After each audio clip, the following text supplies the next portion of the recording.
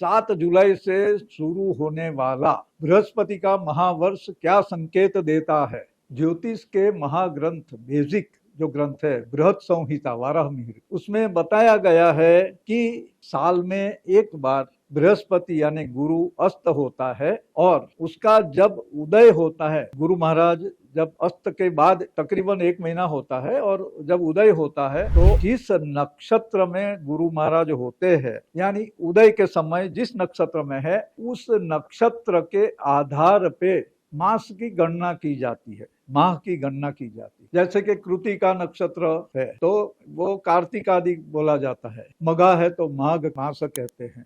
वैसे उत्तराषाढ़ा पूर्वाषाढ़ा है तो आषाढ़ मास बोलते हैं। यानी पूर्णमासी को चंद्र जिस नक्षत्र में होता है उस नक्षत्र के आधार पे ये मास का नाम दिया गया है। जैसे कि चित्रा नक्षत्र पूर्णमासी को है तो वो महीना चैत्र महीना बोला जाएगा, विशाखा है तो वैशाख माना जाए। ठीक है, तो इस तरह से गुरु महाराज जब अस्त होते हैं तो अस्त का समय जो 27-28 दिन या महीने का होता है पूर्ण होने के बाद उदय होते हैं। और गुरु महाराज अभी जैसे समझो मिथुन राशि में चल रहे हैं और नक्षत्र है आर्द्रा नक्षत्र है तो उस हिसाब से नक्की ये नाम दिया जाता है महावर्ष का। अच्छा, जो संवत्सर है वो अलग है। ये वाराहमिहिर के अनुसार इसका प्रचलन पहले था, फिर बाद में ये जो पराशर वगैरह ने उसका उल्लेख किया हुआ है, लेकिन जो फल कथन के लिए प्रयोग वर्ष फल का किया जाता था उसमें अभी वर्ष के राजा वगैरह होके अपने जो चैत्रादि आते हैं उसमें आता है। लेकिन ये गुरु का जो महावर्ष है वो अलग है और उसका प्रभाव हमने देखा है। जैसे कि लास्ट ईयर अगले साल 2024 में 2 जून को गुरु महाराज का उदय हुआ था 2024, और उस समय पे महाराज कृतिका नक्षत्र में थे और कृतिका नक्षत्र यानी वो कार्तिक महावर्ष माना गया था। और उस हिसाब से जो फल लिखा है बृहत संहिता में उसमें ये सब दुर्घटनाएं जो होना, महामारी वगैरह आना, युद्ध होना, मित्रों के बीच में द्वेष होना, ये सब चीजें बताई गई थी जो लिखी हुई है। अच्छा, तो उस हिसाब से हमने देखा पूरा साल इस तरह से गया है और अभी भी वो चल रहा है। अच्छा, आगे अभी जो उदय हो रहा है बृहस्पति का, इस साल आषाढ़ शुक्ल द्वादशी सोमवार तारीख 7 जुलाई को गुरु महाराज का उदय हो रहा है। ऐसे कहा जाता है कि बृहस्पति के उदय की घटना 399 दिन के बाद होती है। यानी जैसे अगले साल 2 जून को हुआ था तो ये साल 7 जुलाई को, मतलब इस तरह से गिना जाता है कि इतने दिन होते हैं तकरीबन। एक उदयास्त से लेके दूसरे उदयास्त की जो बीच की कालावधि है उसे बृहस्पति का महावर्ष कहा जाता है। 7 जुलाई को जो गुरु महाराज अस्त हुए हैं उस दिन गुरु महाराज आर्द्रा नक्षत्र में है। मृगशीर्ष और आर्द्रा ये जोड़ है और उसका नामाभिधान मार्गशीर्ष के हिसाब से, मार्गशीर्ष के नाम से किया गया है। मतलब कि ये जो 7 जुलाई से बृहस्पति का महावर्ष शुरू हुआ है उसको मार्गशीर्ष महावर्ष नाम से जाना जाएगा। और ये अगले साल 2026 में जब भी बृहस्पति का अस्त और उदय होगा तब तक माना जाएगा। यानी ये पूरा जो साल होगा अगले साल जुलाई तक का या अगस्त तक का, वो बृहस्पति का महावर्ष माना जाएगा, मार्गशीर्ष महावर्ष माना जाता है और उसका फल बृहत संहिता में बताया गया है। इसका मतलब ये है कि ये पूरा साल अपनी पृथ्वी के लिए, देश दुनिया सबके लिए कैसा रहेगा वो देखते हैं। अपने बृहत संहिता के अनुसार मार्गशीर्ष महावर्ष में पृथ्वी पर कई हिस्सों में अनावृष्टि यानी वर्षा की कमी होगी, सूखा होगा, जंगली जानवर, चूहे, कीट, पतंग, अंडा देने वाले पक्षी वगैरह से फसलों को नुकसान होगा। जो फसल उगेगी तो उसका नुकसान करेंगे ये, जैसे चौपगे जानवर घुस गए या पंछी ने दाने खा गए, पका हुआ सब अन्न है, फसल है, उसको खत्म कर दिया, ये सब घटनाएं बनी। सर्वत्र रोग भय रहता है यानी महामारी फैलने की आशंका बनी रहती। जहाँ बहुत कुछ बारिश हो गई तो वहां बाद में महामारी फैलेगी। राजाओं में, राष्ट्रों में शत्रुभाव बढ़ेगा, यानी कभी जो मित्र माने जाते थे वो लोग शत्रुवत व्यवहार करेंगे। ये देश और राजाओं के बीच की बात है। आज जो मित्र राष्ट्र है कल वो दुश्मन हो जाएंगे, एक दूसरे के सामने लड़ेंगे, युद्ध करेंगे, अर्थात शत्रुओं में अधिक शत्रुता बढ़ेगी। जो देश एक दूसरे के साथ अभी युद्ध कर रहे हैं, शत्रुवत व्यवहार कर रहे हैं, वो शांत होकर बैठ जाएंगे, ऐसा नहीं है, बढ़ने वाला है। ये पूरा साल युद्ध और तनाव की स्थिति बनी रहेगी। समाधान के, मित्रता के जो भी प्रयास होंगे वो ठंडे हो जाएंगे, कहीं और जगह पे युद्ध या तो लड़ाई एकदम से आ जाएगी, बेवजह की लड़ाई अभी शुरू हो जाएगी।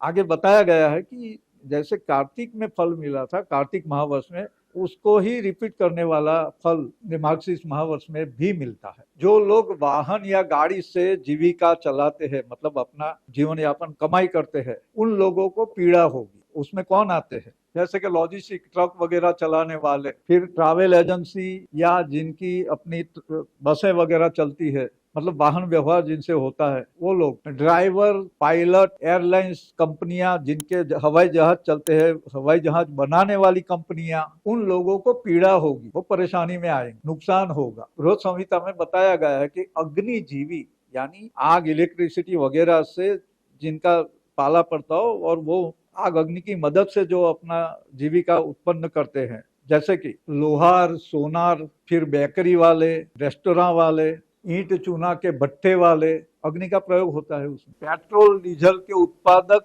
और विक्रेता, वो भी अग्नि का है। रिफाइनरी प्लांट वाले, पेट्रोलियम वाले जो प्लांट होते हैं ऑयल शुद्ध करने के, वो लोग, फिर जिसमें अणुशस्त्र वगैरह बनते हैं, शस्त्र वगैरह उत्पादन होते हैं, वो उसके विक्रेता और वो बनाने वाले, ये सब लोग आग या विस्फोट वगैरह के भोग बन सकते हैं। ये बृहस्पति मार्गशीर्ष महावर्ष में पशुओं की हानि हो सकती है, रोग हो सकते हैं, शस्त्र प्रयोग यानी हथियार देश एक दूसरे देश पे डालेंगे, मिसाइल वगैरह जो फेंकते हैं इस तरह से, तो शस्त्रों से हानि होगी प्रजा की। देश के अंदरूनी हिस्सों में हत्या, लूटपाट, विस्फोट, बॉम्ब विस्फोट वगैरह, मतलब वैसे प्लांट करते हैं बॉम्ब वगैरह, ये घटनाएं भी हो सकती है। यानी अंदरूनी कलह भी देश में क्लेश उत्पन्न कर सकता है, और जो सत्ता वाले हैं, जो अधिकारी वर्ग है, उनको कठोर बनना पड़ेगा, कठोर दंड देने की आवश्यकता रहेगी। रायट्स जो हुल्लड़ बोलते हैं, माराकाटी, वो सब भी ये बृहस्पति के महावर्ष में संभव है। मतलब ये दुनिया की बात है, पृथ्वी पूरी, मतलब ये ग्लोबली बात है, लेकिन हमारे देश में भी ये सब चीजों का ध्यान रखना जरूरी होगा। ये साल गौ माता के लिए सबसे अच्छा है, मतलब पशुओं की हानि में सिर्फ गौ माता बाकात रहेगी। जो लोग गाय की सेवा करेंगे और गौ संवर्धन के कार्यक्रम में जुड़ेंगे, उनके लिए ये साल बहुत अच्छा रहेगा। यानी गायों के हिसाब से जो, मतलब जिनका काम चलता है, आजीविका चलती है, उनको बड़ा फायदा होने वाला है ये बृहस्पति के मार्गशीर्ष महावर्ष। कुल मिलाकर गुरु का ये मार्गशीर्ष महावर्ष प्रजा को संघर्ष के लिए, स्ट्रेस के लिए, चैलेंजेस के लिए तैयार रहने का निर्देश देता है।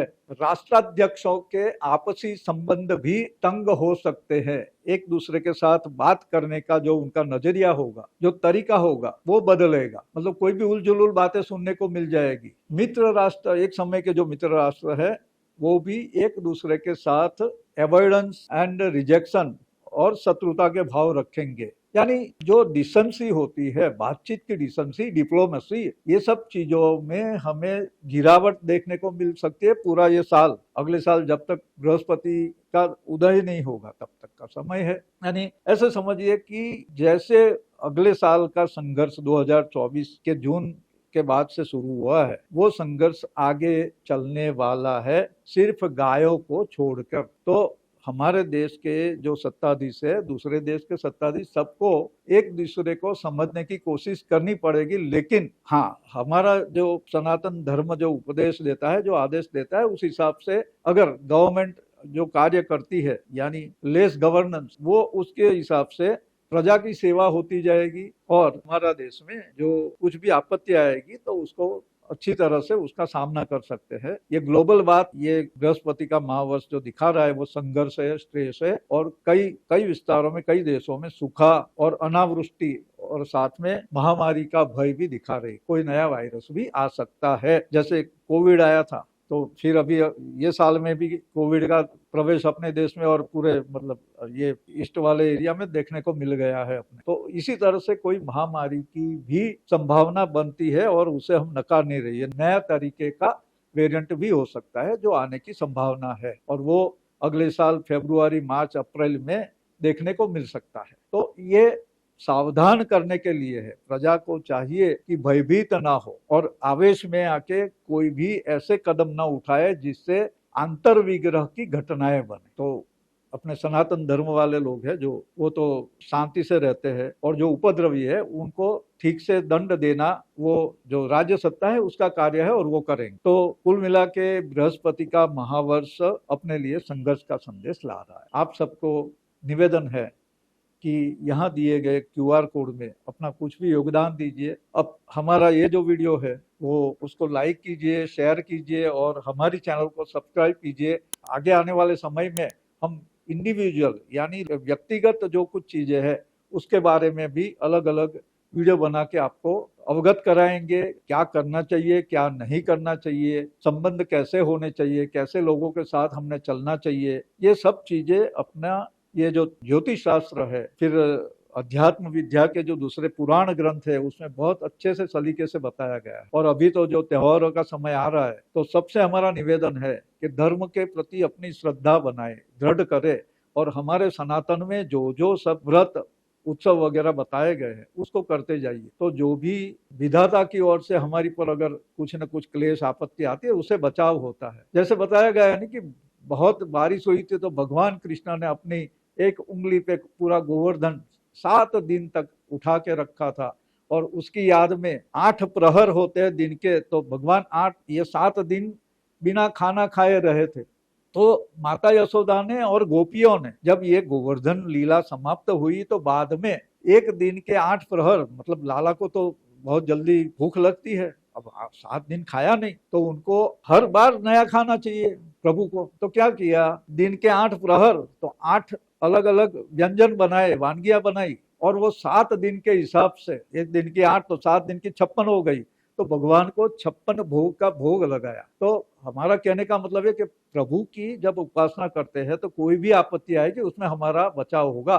तो 56 भोग का ये महात्म्य है, और ये समय में हम भगवान की आराधना करेंगे। कृष्ण जन्मोत्सव भी आने वाला है तो उसमें ये सब प्रभु की प्रार्थना वगैरह हम करेंगे। नवरात्रि आएगी, माँ जगदम्बा का आराधना पर्व, उसके बारे में भी हम आगे कुछ बताएंगे। तो आज के लिए इतना। आप सबको धन्यवाद। जय श्री कृष्ण।